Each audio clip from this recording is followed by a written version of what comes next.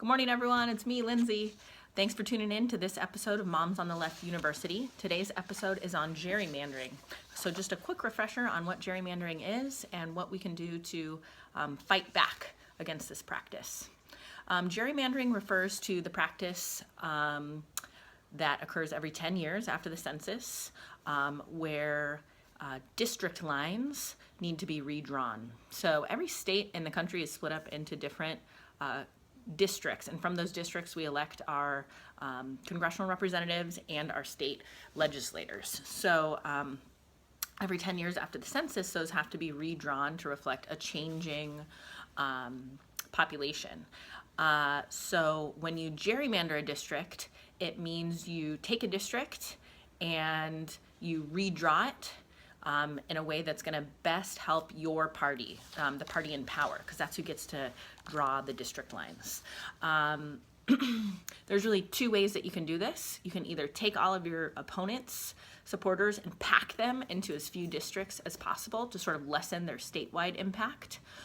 Or you can kind of do the opposite, called cracking. You can take all of your opponents' supporters and try to spread them out through as many districts as possible to lessen their impact in any one district. The Supreme Court has ruled that really the only rules for redistricting, are that your districts within a state have to be roughly the same size when you're looking at numbers of constituents, and they can't be based on race or ethnicity. So for example, you couldn't pack all African American constituents into one district. This has led to some pretty crazy looking districts. I'm going to show you two examples right now of some of the more sort of infamous examples. This first one is a gerrymandered district in Illinois, and you can see how ridiculous this is. You know, when you're looking at how spread out this is, and really somebody that's living in this part of Illinois maybe is dealing with different issues and has different goals and needs and wants than somebody that's living down here.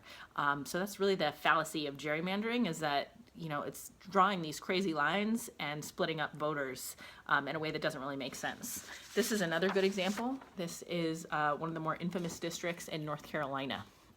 So you can see how crazy looking this is.